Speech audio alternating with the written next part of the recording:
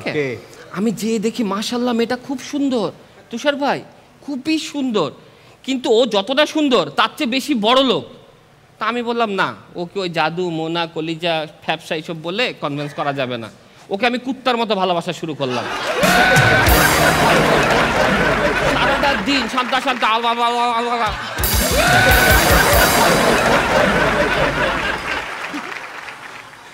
আমি প্রায় 2-2.5 মাস চিটাগংয়ে থাকলাম শান্তা আমাকে ঘুরালো খাওয়ালো এবং আমার হাত খরচটা দেওয়া শুরু করলো আমি বললাম লাইফ ইজ চিল আমার লাইফ পুরো সেটেল কোনো কথা হবে না কিন্তু এই যে পাগলের সুখ মনে মনে বেশি দিন টিকলো না হঠাৎ করে একদিন বলতেছে এই চলো আমরা পালায় যাই ওর পাগল এত ভালো ব্যবসা ছেড়ে কেউ পালায় 2.5 মাসে আমি 13,200 টাকা জমায় ফেলছি না না আমার আব্বা তোমার সম্পর্কে খুব খারাপ কথা বলছে ফারিয়া তখন আমার রাগ লাগছে যে তোমার আব্বার এত ছোট সাহস আমার সম্বন্ধে খারাপ কথা বলছে কি বলছে বলো আমার আব্বা বলছে তুমি গরিব ইটস ওকে তুমি নেশাখোরের মতো নাইস আর তোমার চেহারা কেমন জানি যে কোনো মাদক মামলার সাথে অ্যাডজাস্ট হয়ে যায়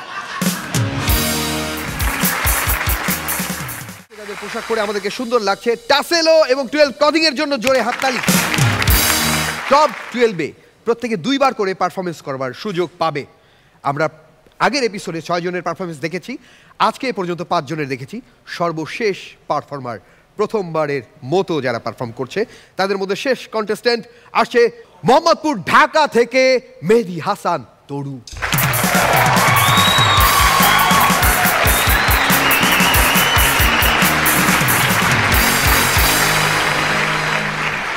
আসসালামু আলাইকুম আজকে আমি খুব দুঃখের কথা ও ইটস ওকে বেবি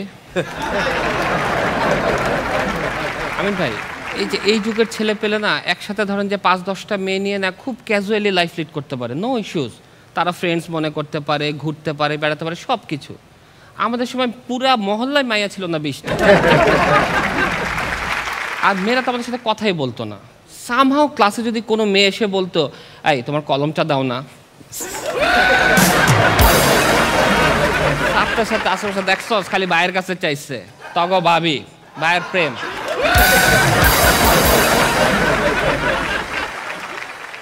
আমার কাছে তো কলমও চাইতো না কেউ আমি একদিন রাস্তায় দাঁড়াইছি কোচিংয়ের গেটের সামনে হঠাৎ করে পিছিয়ে একটা মেয়ে বললো এক্সকিউজ মি আমি পিছিয়েও তাকাই নেই আমি I excuse you as my girlfriend কিছু করার নাই মায় মানুষ তো গয়েজ আর আমি কিন্তু বয়ফ্রেন্ড হিসেবে কিন্তু খুবই চমৎকার ফলে এটা তোমার জন্য বলছি না কারণ হচ্ছে আমি বয়ফ্রেন্ড হিসেবে অমায়িক কারণ আমার যতগুলো গার্লফ্রেন্ড ছিল প্রত্যেকের আলহামদুলিল্লাহ ভালো জায়গায় বিয়ে হয়েছে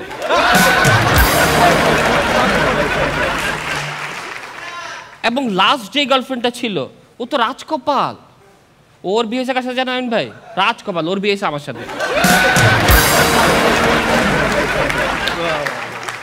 যাক এবার আমি একটু প্রেমের ইতিহাস বলি যোগ তো অনেক শুনছেন হ্যাঁ 2003-এ প্রথম আপনাদের মনে আছে কিনা মোবাইল টু মোবাইল ফ্রি ছিল রাত 12টা থেকে সকাল 8টা পর্যন্ত তুমি ছোট ছিলা বেবি তখন না ফোনে একটা মেয়ের সাথে আমি হেই কথা বলতে বলতে পটাই ফেলছি মেয়েটা থাকে চিটাগংয়ে তো একদিন হঠাৎ করে অনেক কথা বলে কনভিন্স করার পর একদিন বলতেছে তরু চলো না আমরা দেখা করি আমার এই জায়গাটাই প্রবলেম তুষার ভাই এই জায়গাটাই প্রবলেম কারণ হচ্ছে গিয়ে আমি বুঝি না মেয়েরা আমাকে দেখার জন্য অস্থির হয়ে যায় দেখার পর এক্সাইটেড হয়ে যায় একবার দেখে আর কোনোদিন দেখতে চায় না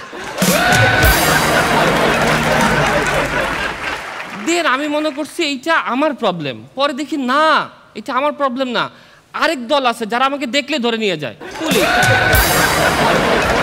তারপরে আমি গেলাম চিটাগংয়ে যে শান্তার বাসায় গেলাম বাই দ্য ওর নাম হচ্ছে শান্তা আমি যে দেখি মাশাআল্লাহ মেয়েটা খুব সুন্দর তুষার ভাই খুবই সুন্দর কিন্তু ও যতটা সুন্দর তার চেয়ে বেশি বড় লোক তা আমি বললাম না ওকে ওই জাদু মোনা কলিজা ফ্যাপসা এইসব বলে কনভিন্স করা যাবে না ওকে আমি কুত্তার মতো ভালোবাসা শুরু করলাম সারাটা দিন শান্তা শান্তা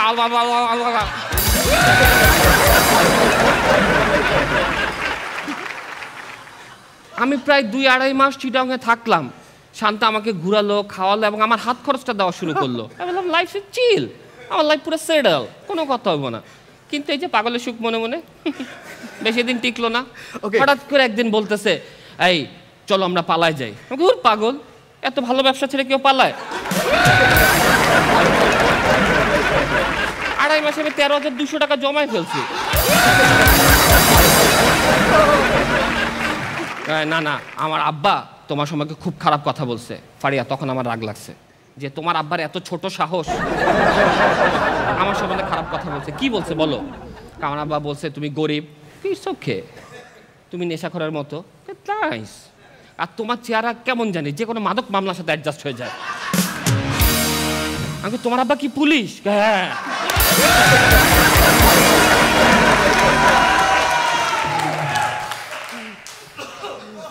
যাই হোক, আমি হাল ছাড়ি নাই। আমি চিন্তা করলাম এটা তো আমার পটাইতে হবে, ঠিক আছে, সোনার ডিম পাড়া মুরগি, কেমন আমি কি করি। দেন আমি একদিন প্ল্যান করলাম, আমি মেয়ে সাজলাম, তোমার মতো সুন্দর করে লিপস্টিক দিলাম, টিপ দিলাম, 3 পিস পরলাম, উপরে বোরখা পরলাম, করে শান্তার বাসায় গেলাম। দেখি ড্রয়িং রুম ওর আব্বা বসে আছে, আমার দেখে বলছে যাও শান্তা রুমে আছে। আমি তো গেলাম, আমরা দুজন খুব ক্লোজলি বসে আছে। হঠাৎ করে শান্তার ভাই দরজা খুলে ভিতরে তাকাইলো, আমি তো ভয় উঠে গেলাম। আমার দিকে তাকাইছে, 1 মিনিট তাকাইছিল আমার দিকে, তাকায় দরজার ধাম করে আটকায় চলে গেছে। আমি তাড়াতাড়ি পালায় চলে আসলাম বাসা, যে কি না কি হয়ে গেছে। ইনস্ট্যান্ট শান্তা ফোন, তুমি কই? আব্বা মা তোমার সাথে কথা বলবে। আমি হইছে কাম, তোমার ভাইয়া বলে দিছে? হ্যাঁ ভাইয়া বলে দিছে, তোমাকে ছাড়া আর কাউকে বিয়ে করবে না।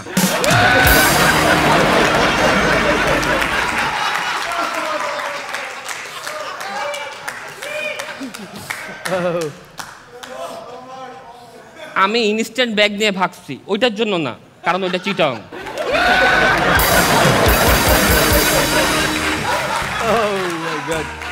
ওকে, তারপর অনেক দুঃখ নিয়ে চলে আসলাম। কিন্তু ওইটা যে ভয়টা, আমি কোনো লিফটে উঠলে, লিফটে বাটন থাকে না 1 2 3 4, যখন জিএফ দেখি আমি আর ধরি না। জিএফ এ কি বিপদ হয়ে যায়, এমনি আমার কি করতে চাইছিল। যাই হোক, এরপর আমি থেমে যাই নাই। তারপরে আমার সেকেন্ড একটা লাভ হয়েছে। হ্যাঁ, সেইটা হচ্ছে 2007-এ, মাঝখানে 4 বছর আমি শেষ। 7-এ হচ্ছে কি, আমার এক ফ্রেন্ডের গার্লফ্রেন্ডের সাথে ঝগড়া হয়েছে। তো এই ফ্রেন্ড করলো চল একটু মীমাংসা করে দিস, আর ওর সাথে ওর এক বান্ধবী আসবে। তা আমরা গেলাম, এমন এক জায়গায় গেলাম। আপনি ঘুরতে গেলে কোথায় যাবেন গার্লফ্রেন্ডের সাথে? রেস্টুরেন্টে, শপিং মলে, হ্যাঁ কোনো এক জায়গায়। আমরা গেছি কবরস্থান, বুদ্ধিজীবী কবরস্থান। বুদ্ধিজীবী কবরস্থানে গেলাম, তো ওর বান্ধবীও আসলো, ওরা আসলো, ওদের মধ্যে না ব্যাপক ঝগড়া লেগে গেল, ওরা রাগ করে চলে গেল। আমরা দুজন কবরে কাছাকাছি, মানে আমরা দুজন কবরে কাছাকাছি দাঁড়িয়ে কমিটমেন্ট করলাম আমাদের এই সম্পর্ক ক্লোজ হবে যখন আমরা কবরে যাব, তার আগে ক্লোজ হবে না। এই যোগটাকে কি যোগ বলবেন? ডেড যোগ। কিন্তু এইটা খুব কনজারভেটিভ ফ্যামিলি, মানে 1 হাত দূরে থেকে বসতে হয়, মানে ভাই বোন সম্পর্ক নিয়ে বসতে হয়। তো এইভাবে কি চলে? গার্লফ্রেন্ড একটু কাছে থাকবো। এইভাবে 1 বছর যেদিন পূর্ণ হলো, সেদিন আমি ওর জন্য একটা ড্রেস নিলাম, একটা ফুল নিলাম, আর ওকে দিয়ে বললাম, নাসরিন, ওসব দেখতে দেখতে 1 বছর হয়ে গেল। ও অ্যাঙ্গেলটা বুঝছে, কিন্তু 2 বছর পরে, 2 বছর পরে একদিন হঠাৎ করে আমাকে বলতেছে, তোরও আমার হাতে না ½ an hour সময় আছে নেক্সট ক্লাস হইতে। আমি কি তোর মায়ের বাবা আজকেই, কিন্তু আমাকে তেয়ারি খাওয়াইতে হবে। আমি কি তুমি কে তেয়ারি খাইও, আর আমার যা খাওয়ার আমি প্ল্যান করে আলাইছি। আমি 2 হাত তেহারি নিলাম, ড্রিঙ্কস দিলাম, পানি নিলাম, ফ্রেন্ডের ফোন দিলাম, রুম ক্লিয়ার কর। আমরা চলে গেলাম, যে বসলাম, আগে খাবো। তুমি খাও, তারপর আমারটা দেখতেছি। আমরা দুজন মিলে তেহারি খেলাম। আপু, আমরা দুজন তেহারি খেলাম। তেহারি খেতে আমি প্লেটটা সরাই, এর মধ্যে 15 মিনিট শেষ, ঠিক আছে। প্লেটটা সরাই রেডি হয়ে যাবো, দেখি যে ওই বিছানার উপরে 2-3টা রাইস পড়ে আছে। আমার হাতে 2টা নিলাম, ও আবার 2টা নিল, নিয়ে বলতেছে এটা চিনি গুঁড়া বাসমতি, চিনি গুঁড়া বাসমতি। এই ঝগড়া করতে করতে 15 মিনিট শেষ। আমি ওকে ভার্সিটি নামাই দিয়ে আমি আবার আমার মতো চলে এলাম।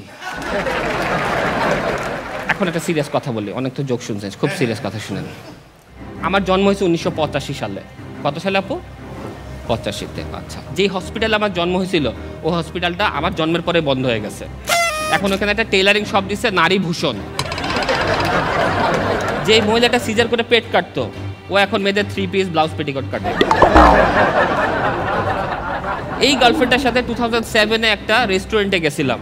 ওই রেস্টুরেন্টের নাম হচ্ছে নান্দুস। আমি যাওয়ার কিছুদিন পরে ওইটা বন্ধ হয়ে গেছে। আমি 2012 সালের 18ই মে বিয়ে করছিলাম। লবস্টার চাইনিজ রিং রোডে। আমি বিয়ে 6 মাসের মাথায় ওইটাও বন্ধ হয়ে গেছে। এখন 2024 সাল, আমি হাসর মাঠে। জাহাঙ্গীর ভাই অন্য কাজ খোঁজো।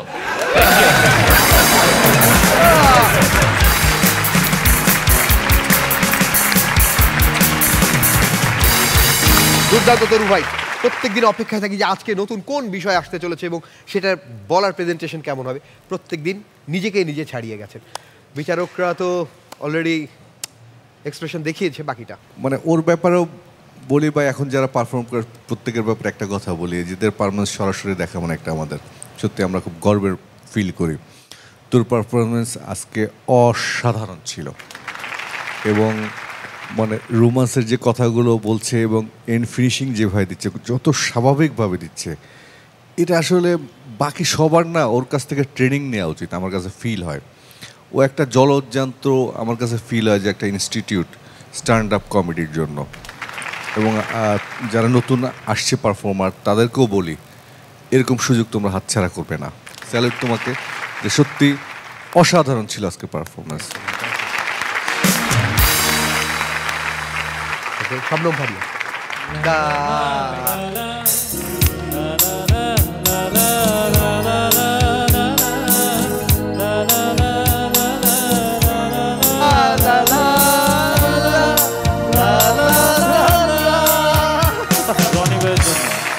খুব ভালো ছিল, খুবই ভালো ছিল।